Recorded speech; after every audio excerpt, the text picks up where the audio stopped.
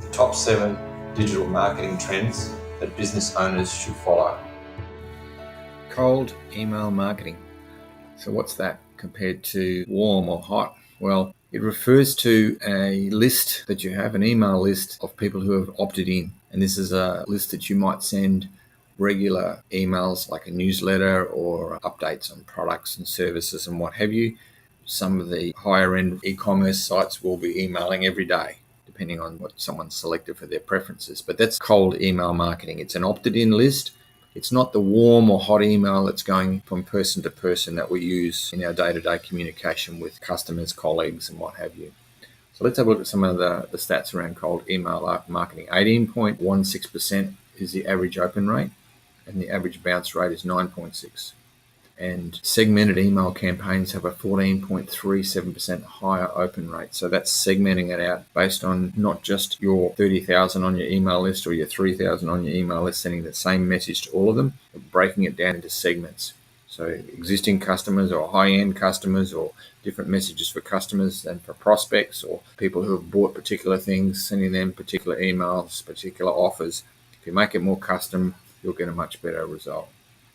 Emails sent between 10 and 11 a.m. have a higher open rate, and emails sent on Tuesdays get the highest open rates. And if you personalize it, and that's, this is pretty basic personalization they're showing here, where it's only just inserting the person's name. But if you can put the name also in the headline or the subject of the email, that will help the open rate considerably. Emails with 20 to 250 words had the highest response rate at 19%. Short emails with fewer than 50 words had the next.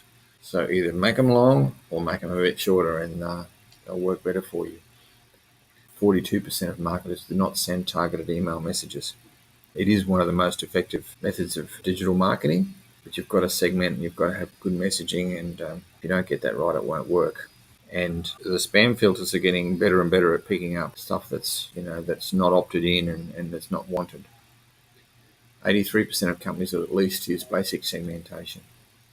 78% of consumers had unsubscribed from emails because the brand was sending too many emails. And I've done that just recently, so you've got to experiment. Don't send the same number to the whole list.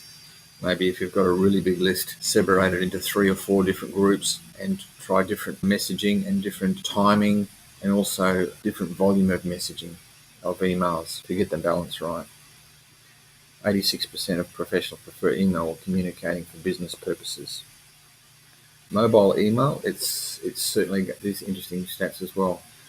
73% of companies surveyed prioritize mobile device optimization of their emails, because a lot of people are opening their emails on their phone. We're busy, we're traveling in between appointments, we're in a cab, we're on public transport, or we're sitting in a meeting, waiting to go to a meeting, sitting outside or waiting for people to turn up. We'll check our emails on our phone and we'll deal with the most important ones right there and then.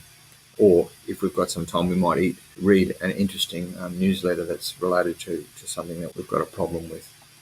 One last thing about email and phones is I have noticed that there are a lot of services now with marketing automation.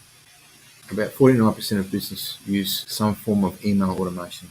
So marketing automation tools, another subject in itself, but you can also do text messaging automation. So rather than just send an email, a lot of people are now getting into sending, a lot of companies are getting into sending text messages, which have a way higher open rate. You've got to be careful. It's got to be segmented and targeted, but you can also send a voice message via text, which I've experienced just recently from a conference I'm going to in the US. So lots of food for thought there, I'm sure.